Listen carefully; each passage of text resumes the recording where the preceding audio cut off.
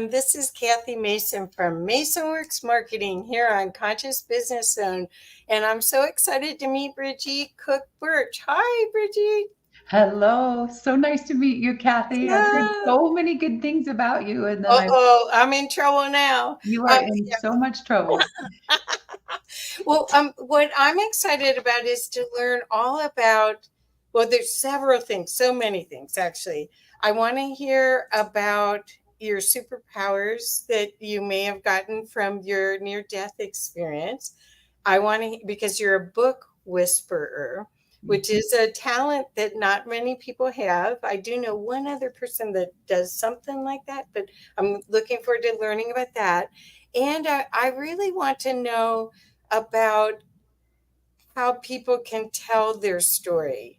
I mean, the I think that's what we're missing in our culture is learning from the elders' stories in circle, or just learning from stories. So, but let's start first with how did you become aware of being a book whisperer? How did that happen? Well, it didn't happen until after my near-death experience, Okay. but it was in being able to really be present with people and listen to their stories. Like when I came back from my near-death experience, I had this beautiful awareness of the totality of a person, and I could see things that I never could see about humanity and individuals before. And so I could sit down and be really present, and I could hear the stories they were telling.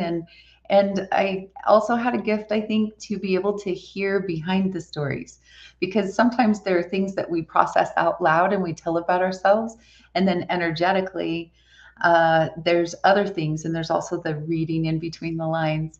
And so I was given this superpower, this gift, to be able to really see story in its entirety, to understand crisis and calamity and tension, which actually are really fantastic storytelling skills and builders.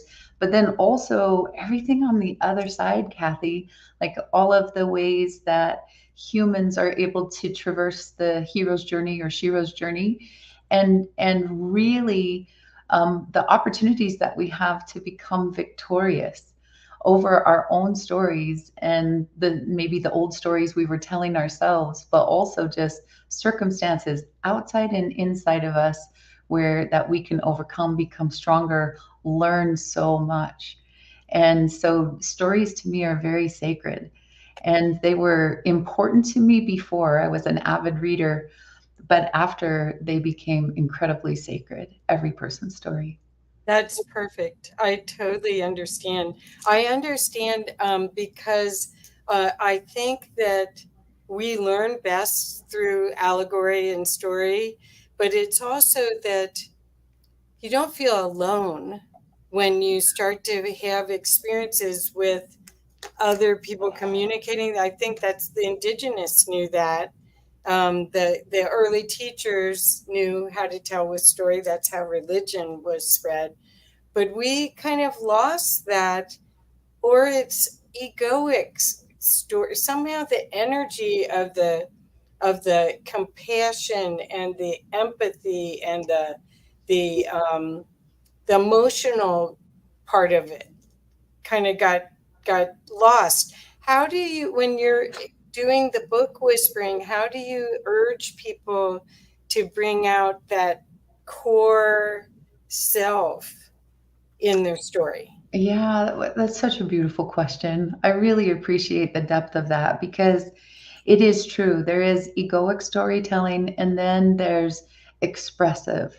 And the expressive, which really involves a lot of show me stories, it involves a lot of, I'm going to take you on a journey inside of myself, and I'm going to be real, and I'm going to be raw, and I'm going to be so vulnerable, so that you see what I am in sometimes a pit of despair, when I have foibles, when I have, fatal flaws, as every good hero or shero does, has fatal flaws.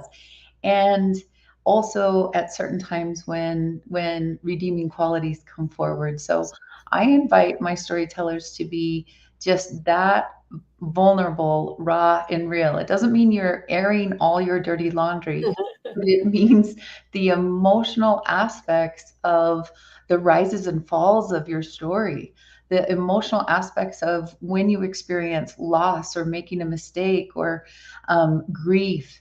That those things are real and tangible to the reader, and you can connect. And Right. then when you rise from those things, there's also, wow, well, if she can do that or if he can do that, maybe I can do that too. Exactly. And we learn so much. Yeah. And Yeah, I love that. And I think that's the lesson of all of this near death experience, superpowers, that once people get through the fear and the judgment, self-judgment is the problem. yeah. Almost everyone that's had a near death experience or a spiritually transformative experience realizes that you created it all. Now, you may have created it before you embodied without, and you don't remember, or it may be ancestral in your system that you chose to be incarnate in these family lines that had these things so that you could see if you could figure out as the game goes, you could figure out how to release it. But that's one of the things that the courage to make mistakes and to learn from mistakes and just to keep going is a common trait that I see with almost all near death experiencers that I just love. I love. Plus, they love themselves. They Yeah. somehow. Now, could you talk a little bit about that? Because did you find that when you went through what was your near death experience like? Do you want to Well, share a little bit about that? yeah, after we just talked about being really vulnerable, okay, I will be really vulnerable with you. And there was a time that I didn't share this because I didn't know how to share the Yeah. depth of the vulnerability. And I also wasn't sure how to share the depth of the miracle that happened either. And it was so sacred and special. And I knew what had happened, but to not have another person in the room having that same experience, sometimes it can play on the confidence levels and who you decide to share it with. So I totally get that. So I was in a hospital room and I had been there. I'd lost 30 pounds in 3 days. I was incredibly emaciated. They couldn't even give me a regular IV. I had to have what was called a subclavian. And they were just trying to save my life, and I had a horrific infection, so they're giving me all these different 6 or 7 different intravenous antibiotics. And what none of us knew, including the doctors and the nurses, was that one of those was killing me. Oh I my God. was allergic to it, had never had it before, and so we didn't know. So we were taking care of the problem, but part of the solution was killing me. And so um, the vulnerable part of this was I was going to college. I was a major partier. I was working 3 jobs just to make ends meet. Didn't know how to ask for help, was trying to get good grades. I was failing miserably on about 25 fronts. Oh, And I didn't have a great relationship at the time with my parents. I wasn't very honest with myself or with what was going on in the world. I just, every day was a struggle to survive. And a lot of it was the stories I'd been telling myself yep. about not being worthy of anything. And so what did end up happening is I had 2 beautiful shining light presences that filled my room. And one of them I recognized immediately. And to me was a very sacred figure. And he told me I was being given a second chance at life. Oh, So here I was just moments before listening to nurses in the corridor who saying, she's not going to make it until morning. And then he tells me, I get to fulfill the measure of my creation. I get a second chance. And I will never forget that moment. And there was this beautiful thing that happened where I was able to tell the nurse the next day that one of the antibiotics, and I could point out which one was killing me, and she just thought I was crazy. But fortunately, the doctor had been through enough of these experiences with other patients. He said, "Well, it won't hurt to take her off this one." And then I was able to walk out of the hospital on my own power within 24 hours. So Wow. that was a beautiful miracle. When I came home, because of what happened in that hospital room when he was there, I'm sure you have heard this over and over again, but there was so much unconditional love. Like I still get weepy just thinking about, and joyful at the same time. Like every single cell in my entire body was vibrating with love. Right. And the hospital table was, the tray was vibrating, and everything in his presence was just vibrating, but I could feel it in my body. And and so to be healed, and to know I get to do this thing called life. Like I get to go out there and make something of it. And I began to tell myself a little different story. And when you said about the self-love, I hadn't had that before. I had self-survival, but it didn't have self-love. And for the first time in my entire life, I could look into the mirror and I could see love there. And then what was so beautiful was I was able to look into any human's eyes that I came into contact with, and I could find a way to get to that Yeah. source. Even hardened gang members and high risk youth in Denver that I started working with, it was like I saw their stories. I saw what made them believe the things that they believed, and why certain things were so important to them. And I could also see beyond that. And so it was really beautiful because that self love enabled me to walk into circumstances and situations and engage with people that I would not have been able to do before, but also an outpouring of love for them because I knew what it was like to be loved without condition. Oh, is that And, I have the most incredible adoptive parents that any girl could ever ask for. And they were very unconditionally loving, and yet very human, just like all of us, right? But this presence that was so unconditional taught me so much. So without needing anything from other people, I could just love them, and love their stories. And so it set me on this just incredible path of what are the stories that we tell ourselves. And then when, especially as adults, because you mentioned about this choosing, and you and I are spiritually aligned in that way, because I believe that we made some contracts before we came here of, hey, I'm going to show up in this way. And maybe it's even as someone, choosing to do something evil, but I'm going to show up in this way, and I'm going to be brave, and I'm going to do these things so that we can grow together. right? And I truly believe that those things happen.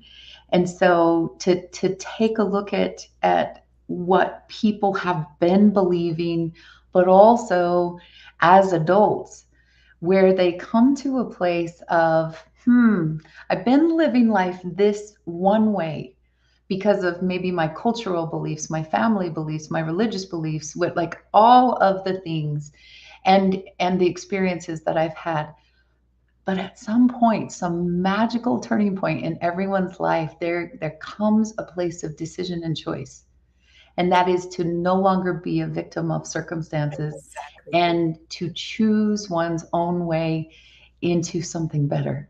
That's perfect. I'm in the background going, yes, yes, yes, yes. Because that's what conscious business zone is about. Is most of the audience are small business owners to medium sized business owners that have their servant leaders. And a Mhm. servant leader takes care of their customers and their employees before they take care of themselves, and they need to hear about the bravery and being reinforced that they're not alone in this brave adventure to turn the boat around, and have a more compassionate world. Seeing Mm. ourselves, it's not just oneness, it's really about how do you create a team of people and see their divinity and their gift and bring that out so that it's better than one, that Jesus said, bring two together. But this is more about team, where you get to be the coordinator and the uplifter of that team. And so Right. when you know these things about being fearless, mistakes are good, they Hmm. show you what doesn't work. When you know that every person is a gift. So the hierarchy model of business is usually, it used to be, it was this hierarchy. People did everything down here. By the time it got up here, it was yes, no. And, Hmm. and that's changing more to a circle now. And so, what the knowledge that you're offering and the stories that you're offering, the insights from them, are teaching lessons for everyone to benefit from on their journey to wholeness, and change their self talk, change their way they look at life, um, look at everything in a best case scenario. Yeah. And it ripples because when we treat ourselves better, then we recognize the power that we have, as you mentioned, to be a servant leader, but to influence and to raise all the boats together. Right, right. So you remember when you were talking about the indigenous and the loss of stories too, that has happened to a lot of people. I want to share a story, if I may, Sure. about a gentleman that came to our Inspired Writers Retreat, and small group setting in this beautiful cabin, and people were being real and raw and sharing stories. And he was taught not to cry, so he sang for us, Oh, and we're sobbing, right? And then he said, you know, I came to this retreat thinking that it would be full of rich white people, that we would have nothing in common. And he said, now with you telling me your stories with the walls down, I know we have everything in common.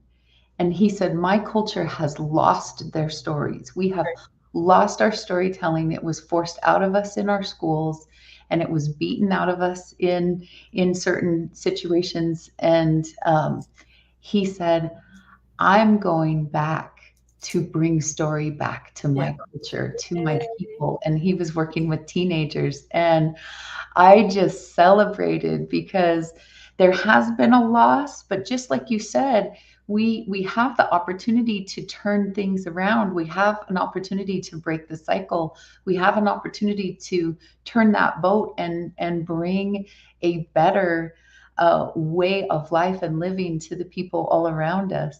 So thank you for instigating that thought, because it's one of my favorite experiences of all time with story and how one person can be such a beautiful ripple. Well, I think that's why I'm doing conscious business zone. Is in my belief structure, I think business is one of the big potential leaders in turning us back to a more compassionate, loving society.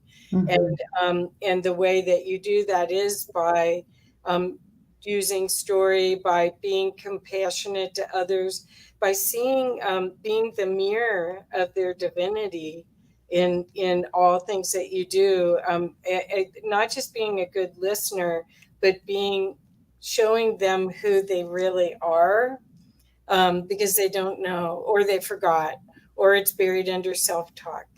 um, Mhm. so yeah, so let's learn a little bit more about your writers groups. I love that. I did work with somebody, Tom Bird, and brought him here to the Colorado at one point to teach, and he does a meditation. He actually has like a meditation that he uses to open people up. But the books that come through when he does it are they're not what you expected you were going to write. They Mm. they're like transcendent information that wants to come out. So it's almost a healing. But I imagine the books that you're talking about and that you help birth for these people are similar, but more their story, that it could be a healing story, right? Oh, most definitely. In fact, almost everyone turns out to be, whether they're doing a business book or, a self-help book or a memoir or autobiography, and even those who are working on fiction. Uh, the beauty of it is that there's, even fiction, we put ourselves into our characters.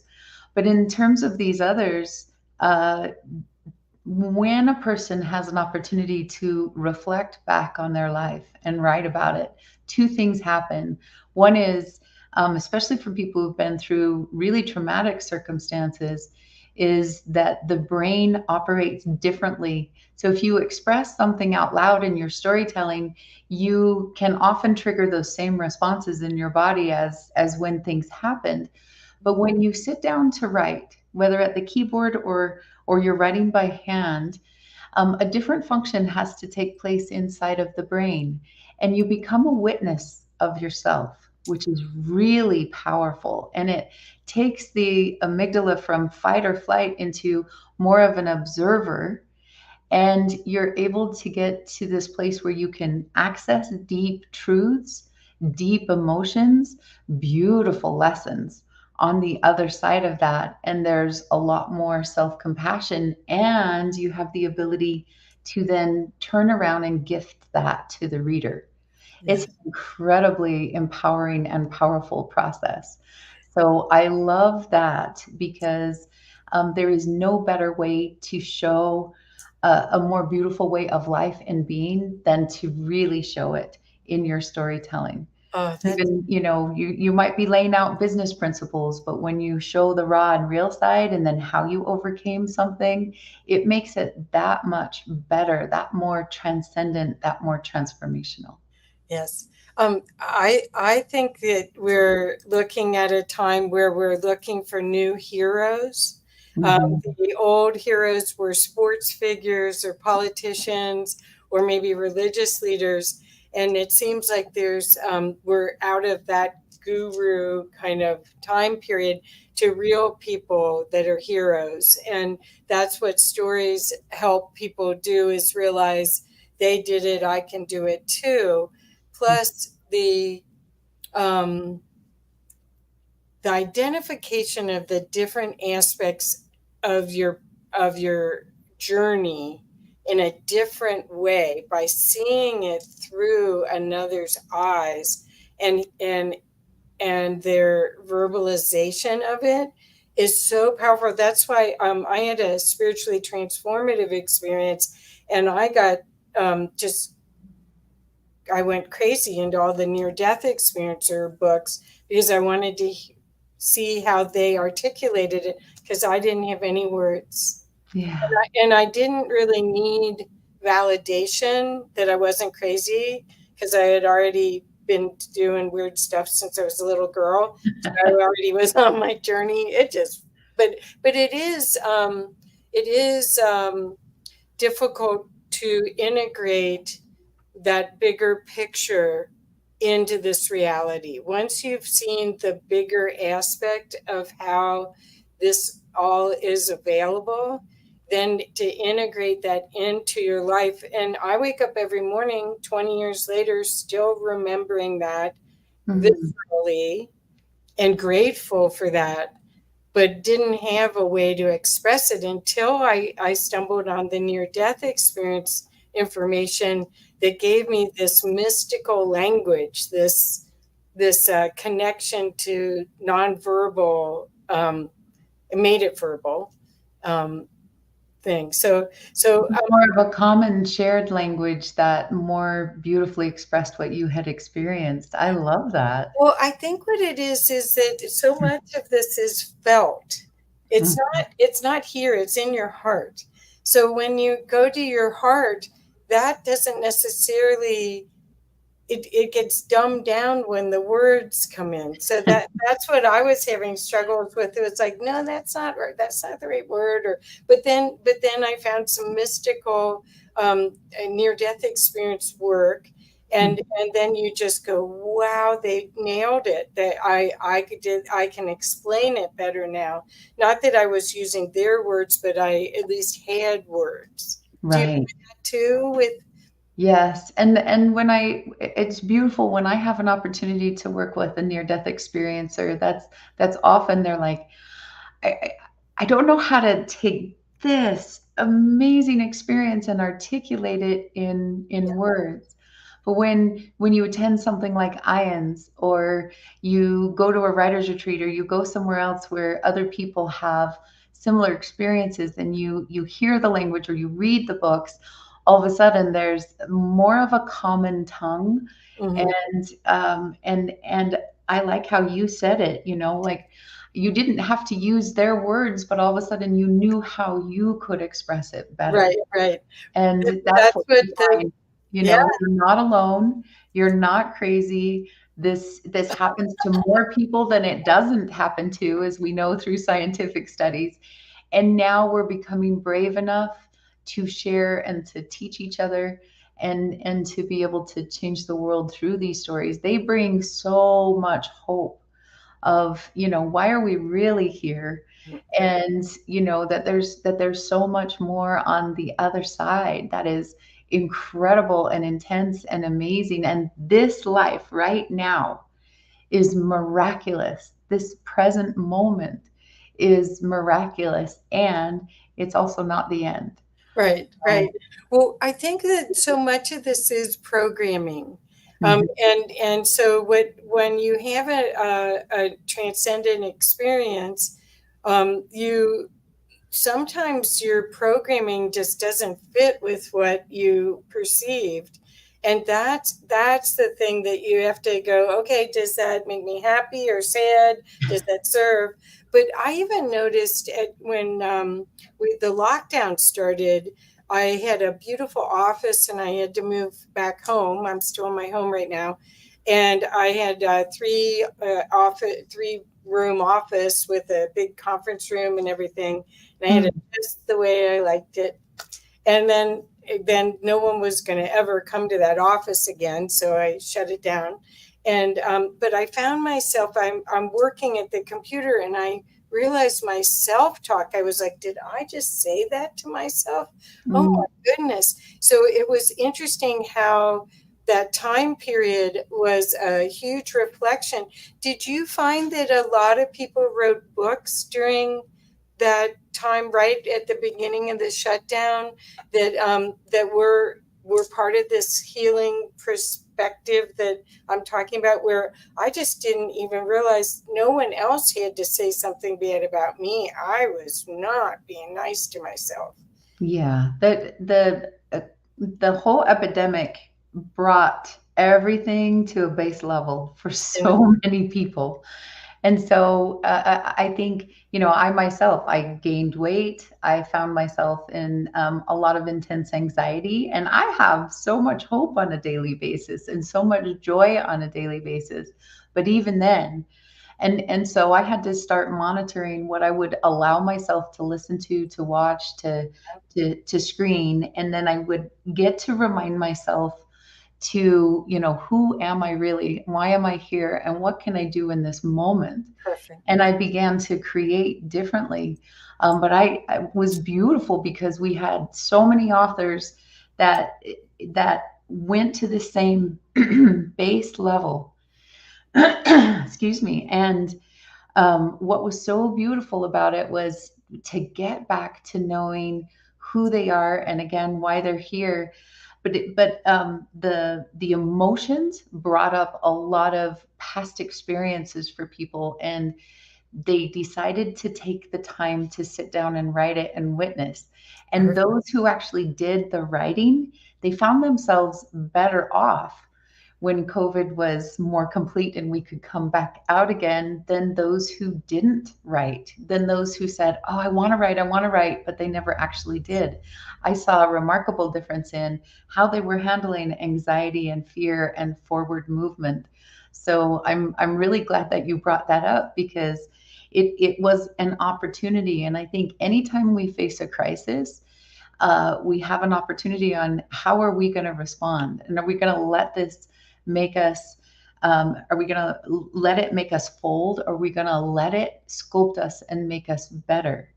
Right. And so we're always at choice. And there were times I didn't let it make me better. And then daily I started to shift that and change that around. And it was so refreshing to see other people do that too. So there was a plethora, not just from my students, but a plethora of books that came out. In fact, the publishing houses are still full of so many books that came out of that era, because people decided, you know what? I've been wanting to do this for years. As you know, 9 out of 10 people want to write a book. Usually less than 3% get it done. But we had an extraordinary amount of art and life and story that was created during that time. It was Yeah. beautiful. Yeah, I think the other thing that I saw, a lot of film came out of this time period. Shocking how many people hunkered down and did documentaries, and even though you hardly could be out, and they figured out a way to do it. So it's Mhm. been an amazing time. How do you get people to finish their book? Or is that, well, I'm just curious because we publish too, and some people you just sort of let them stew and then come back to it later, and then Mhm. some people go, okay, I want a deadline, and we're going to drive towards this deadline, and there's all the things in between. There's all, it's so fascinating how this journey of book writing, which is in my world, if you don't have a book, it's more important to have a book to get your message out there than it is a PhD in my Yeah. in my world. And so Mhm. for to get on stages or to get on virtual stages, if you don't have a book, it's very difficult because the competition all does. So they'll pick someone who has a book, but it is a badge of courage to finish it, right? It is. It is, because so many people start and a lot of people don't finish. So I agree with you. And what I have come to realize is two things. One is that every book has divine timing. So even my type A people, are like, and Yeah. they're just driven. But if they're driven to do a work, that will have the ripple that they want. Sometimes they've got to slow down and make sure that the quality, that the vulnerability, that the rise, that the depth is all present. And so I encourage the slowing down if the quality is not there. For others, you're right. It's that accountability. That's one of the things that we love to be able to provide, because people really do struggle with, if it's all up to me, then it might not ever get done. But if they have someone that they've got to be accountable to every 2 weeks, all of a sudden it's like, oh, I've got homework and it's due, and I've got to implement what I learned the last time. And they end up becoming better writers, better authors, better expressors.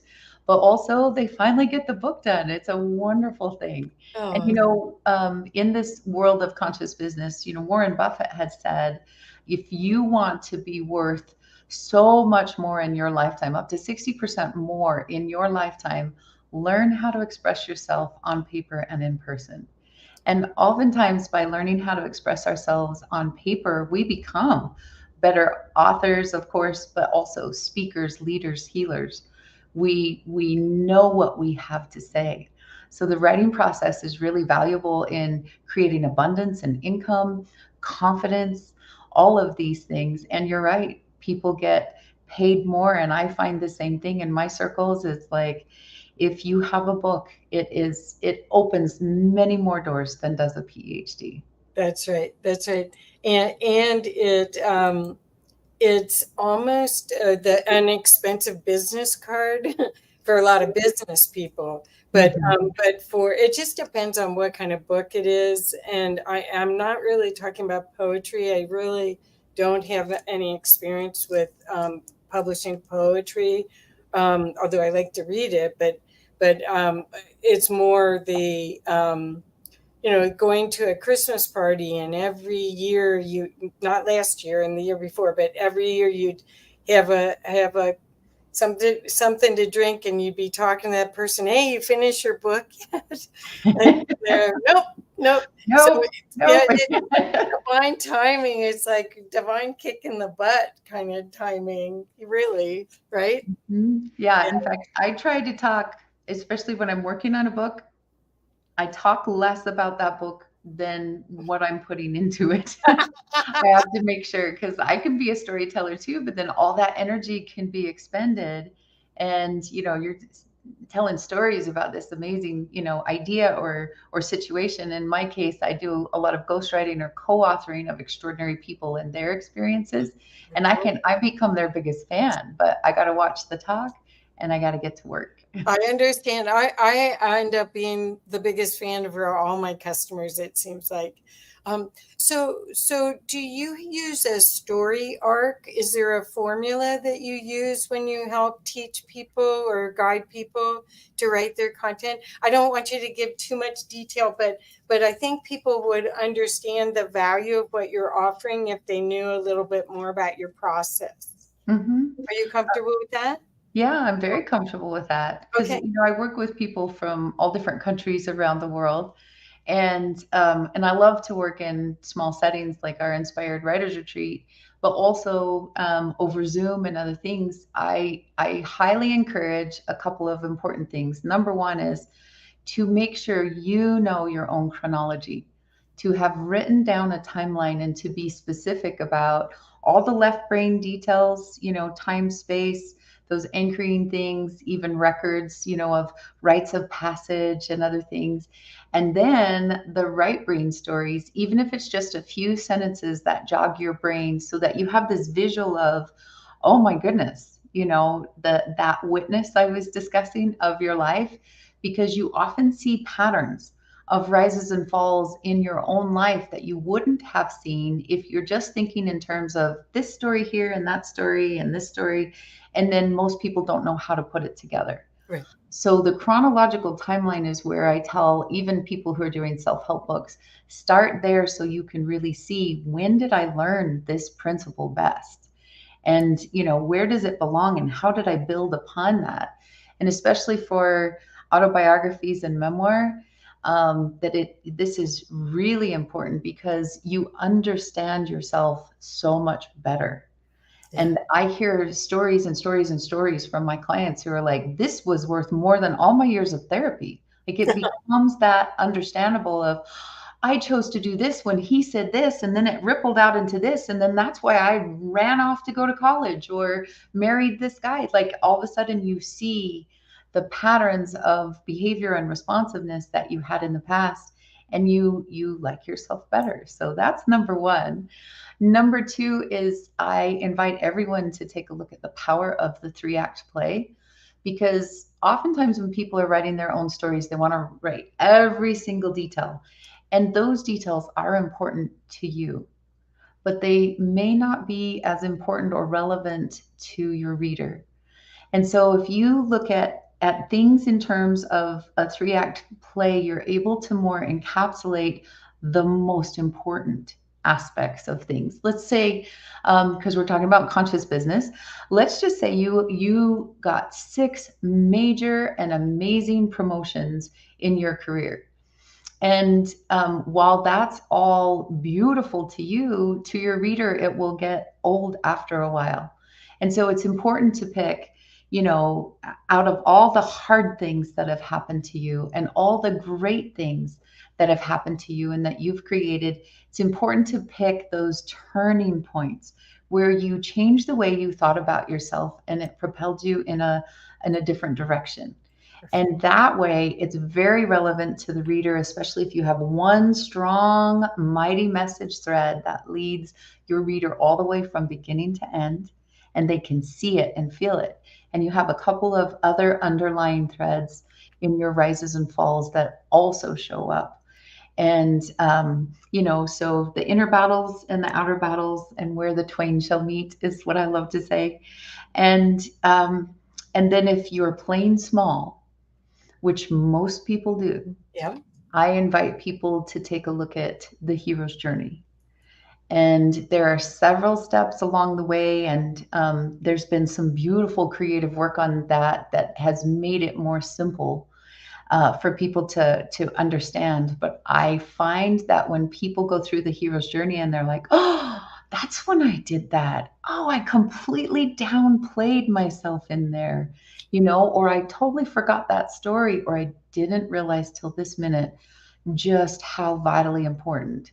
Then all of a sudden you may see great metaphors for your life. You may see these tangible anchors that make your story unique and unusual in a container that a reader can follow you and not just handle, but celebrate and rejoice and get done and go, that was the best book on whatever that was that I have ever read. I've got to now tell 10 of my friends, and I'm going on Goodreads, and I'm going to go, you want them excited. Yeah. And I love it. You mentioned the expensive business cards, but I have seen where powerful stories change the world. And I believe that readers or writers can create more than just followers and readers and an expensive business card. They actually can create a legacy, and that legacy can create a movement, just like you were mentioning, where we all are heading the boats in a better direction. Yes. And so that's where I get really excited, is when I see these interplays and they have a container from which to tell a most impactful story. That's where the magic happens. Oh, And quite frankly, ladies and gentlemen, it also requires a little bit of rewriting. Some people, they just want to download a book. And in spiritual ways, in poetry, that can be really profound and amazing. But usually for your own story, it's going to require a few drafts. yeah. And that's going to be important. It's like, I'm going to write this to figure out what it is, and then I'm going to rewrite it and rewrite it so that it actually applies to the reader and it's so impactful and full of value. Yes. That's the other part of this conversation is patience and um, uh, looking for the highest value for others, not just Mhm. yourself in the author journey. And publishing has changed so much in the past. I'm a hybrid publisher. I don't know if you are, but it used to be the Random House, Hay House type of environment, Balboa Press. And that was, you had that or self publishing, but now self publishing is quite amazing, Mhm. the capacity for you to get your story out. And it sounds like you have the opportunity for people to really make a difference with their story if they're feeling that from their heart, right? Yes, exactly. Yeah. So I wanted to also show your website, if that's okay, and that way people can have a feeling for your website. And Thank you. I would be very honored. I appreciate sure, that. oops, I'll click that out. Here we go. So just guide me to navigate, okay? So So this is important, and just that it's all about your journey, your heroes and sheroes journey. And if you scroll down, just want to show you that we have this beautiful roadmap.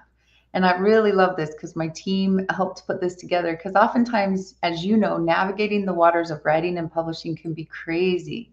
And so it's important to kind of self-assess where you're at on that journey, and then where you may deserve to have more impact and success, and some guidance to be able to get you there.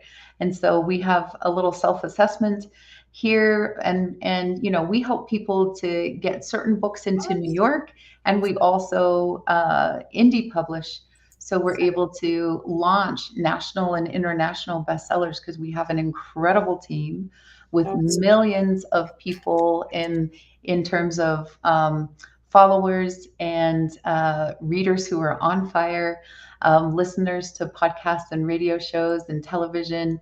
And so we're able to provide beautiful, beautiful books. And we're also able to provide that launch into visibility. Because as you know, Kathy, you can have the best story in the world, but if people can't see it, then they don't even know that it exists. And so it's wonderful to be able to, for people to be able to have this experience of being visible so that more people can learn from your experiences and benefit by your wisdom. So, It's fabulous. Yeah, that's the ticket is they. I believe everyone stood in line to get these bodies to be here right now, and so the idea is to get your gifts out, get your story, get your gifts out, and mhm, and really make it available because and a lot of the marketing is kind of magnetic. So and your work has been everywhere. You've been on Oprah, the Oprah Winfrey Show. You've been a my work, yes. Today Show, Good Morning America, CNN, so 2020, so Wall Street Journal. So anyway, so this is I'm very glad to know about your work and to get to meet you and see how we might be able to play together. But I think what is really what we're sharing is that this is the time that we all came here for. This is the turning point. We're going from a time of high contrast and a lot of war, the war-based, competitive-based mindset to a more loving um, mindset. And that's what all the prophecies say. That's what indigenous prophecies. And Mhm. that's what we're hoping for if we're going to become telepathic. We got some work to do before. Although shared fields, sometimes you can't just do it. But that's one of the things that you and I are going to be at the IANDS event in Mhm. Washington, near Washington D.C. in Virginia soon, and that I'll show that site too. The IANDS event is going to be our biggest one ever. I was on a meeting last night, and there's um, hundreds more people coming this year than last year. Hundreds, and then That's online exciting. also. So it's very, very exciting. And IANDS stands for International Association for Near Death Studies, and there's going to be over 500 people there in person that all share the same experience. Most of them have shared the experience of being in this field of unconditional love, and Mhm. they try to live from it. So when you walk into the event, you're just overcome with the expression and I mean, it's palpable for sensitive people like me. I walk in, it's like, whoa. Yeah, it is. I was at the conference last year. Oh, you were? Yes, and worked with Becky as one of the healers, a talking Oh, healer at the oh, time. And this year I get to do on storytelling and writing about these sacred yeah. experiences. But you're right, you walk in, and I've been to all kinds of conferences and conventions through the years, and it's like, well, almost like a blowback, right? Of just beauty and, like you said, unconditional love and acceptance, and on the heels of what we faced as a country over the last several years, this is a beautiful space to be. Healing. Yep, yep. Well, I find that the idea of oneness is more palpable in that kind of a field where you really see a reflection of divinity in everyone. It's really an unusual experience. It's not like going to most workshops, no Mhm. matter how much you want to hold the space and how spiritual the workshop is. This is people really in the world doing the work courageously. They have no fear of death anymore Yeah. because they know it's not a bad deal. We Right. don't die. And so, And they become more courageous in the expression of those stories too, so that's really exciting, because a lot of times people, they'll shut down a little bit, especially if their experience doesn't exactly correlate with what their family believes or their Right. culture or their heritage or their church. And often these near death experiences are very opening to us, right? We become open to more information than we had before. And then all of a sudden, like at IANDS, you get into this field, as you mentioned, and none of it's bad, sick, or wrong. You just listen to other people and express yourself with other people, and it provides courage to be able to go out into the world and not cast pearls before swine. Like if somebody's not into it, then you just don't talk about it. But Right. more people are intrigued by this than not. So Right. That's what I love. I love the again the language that you get from it, but yeah, it's really a feeling for me where the heart opening where it's palpable, and there isn't an agenda manipulation, and none of that is even, it just doesn't exist. If there's not an alignment, there's not an alignment, but there's still love. yeah. That's the best way to explain it. Rather than when you go to a marketing conference and everybody's got their thing and they're trying to be cool, and Mhm. this Yeah. isn't like that at all. This place doesn't have agenda except that more people are empowered to share and there's more learning and growth and compassion. Right. It's It's very healing. cool. It's a healing modality, really, truly. When you think about it, I mean, there's military people that have been fighting for NDEs to be classified as an actual event, so that people are diagnosed and treated correctly. You've got nurses, you've got all sorts of professionals that are part of this whole knowledge enhancement, new kind way of education and society that is in it. That's what we're kind of missing, in my opinion, to what's in the earth right now.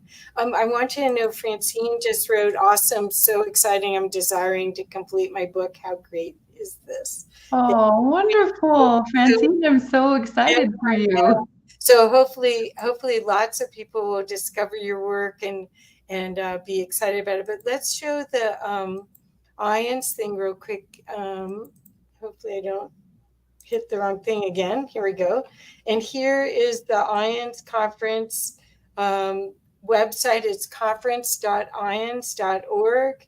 And you can see the beautiful participants.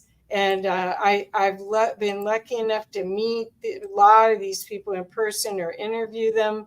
And the registration, it's from August 30th, it starts with workshops till September 3rd. You can come for one day at a time if you want.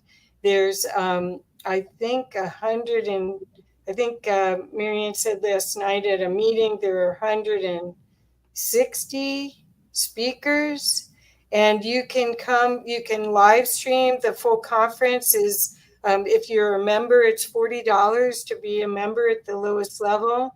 So it's less than $400 if you're a member. And then you can come for single day passes. And but a lot of people get the recordings. If they can't come, they watch the lives. Mhm. And that I even as a member, I've got this full conference pass. If you get that, you get the recordings. And because I'm a volunteer, I'm there working the whole time. I don't get to go to all of it. Yeah. I spend the next months using that as my dinner. Oh, there you go. What a great way to learn It's an and hour. That's an hour. Yeah. Well, I love this whole thing. I have to say, I'm really not just being a silly teenage or cheerleader here. I really love this. It's meant a huge opportunity for growth and for seeing the beauty in all things mhm. that isn't reinforced in regular news or regular media. And so I just want to encourage everyone, if you want to have hope for the future and you want to question your reality and your capacity to make a difference, this is really something that you don't want to miss. You really don't, even if it's just online, right? Yeah. Bridget, you did it, so you know that there's nothing quite like it. Yeah, there isn't anything quite like it. And I will share something is that, when I had my near death, is I recognized that God has ultimate faith in humankind. And I hadn't known that before. So imagine going into a place that's filled with people who have that hope and understanding and are starting to create a world from that space. It's really empowering and intriguing. So, yeah, Kathy and I definitely invite you to come and be a part of it. And if you can't this time, do the live stream, get the library, and then come and join us next time. Right. And it is different than, you can go and watch a lot of these speakers on YouTube and get ideas, but it's amazing what comes through at these events. They Mm. save the best stuff. Um, they do. I mean, I've been to 6 of them now. So, and 2 of them were online that we really worked hard on. And the thing is that this is a phenomenon that's been studied and researched for over 40 years. Last year Mhm. was our 40th year. And what happens is that there is no doubt that there's a mystical connection available for every one of us that we just forgot about. Mhm. And so once you read these books and you hear these stories and you actually palpably can feel this information, it's life changing. You come out as a shiro or hero, right? Yes. Yeah, and that's what we want. We want people that are courageous and that are co-creating with the the best parts of life. Yeah. Well said, Kathy. That's Yes. really well said. Yeah. Well, so Bridget, how is the best way? I've been putting your website up, but is your inspired story your best place to reach you, or could you share the best places? Yes. So yourinspiredstory.com is the easiest way to reach me. And especially if you have a story you want to talk about, that you can sign up to do a free discovery call. I also have some free programs on there. Like if you're a little nervous about things, I have one called Author Unleashed, Crushing Your Fear. Oh, And that tends to be a really good one. And there's another one called Author Unleashed Going Pro. When you're like, I've got a story, I now got to make this happen, and it gives some really good insights. And so I welcome you there. I'm also on Instagram, Bridget Cook-Burch, the book whisperer, and you can find me on Facebook, Your Inspired Story with Bridget Cook-Burch. So I would welcome and love all your feedback, your questions, and for us to be able to connect. And I just get excited because I know the power of story to change the world, and I know the power of story to change your world and your story to change the world. So I love it and I welcome it. oh, well, thank you so much, and I look forward to being with you again, and learning more from you, because this is the co-creation that we can encourage each one of us. We're constantly learning, we're constantly growing, and there is a great opportunity to see the best case scenario, and to become as powerful as you intended to be Yeah, without, well right? said. Well said. Okay, so and it looks like Francine added you, Bridget. What an Oh, incredible story, and not yet shared. Great, great, great. Well, thank you, and everyone, please share this if you know of anyone that would benefit from learning about this and would benefit from getting their story out. Please share this. It's easy to share from Facebook or from YouTube.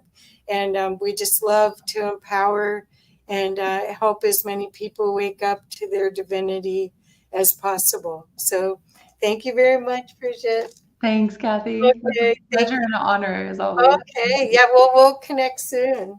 Thank you. Take care. Bye bye.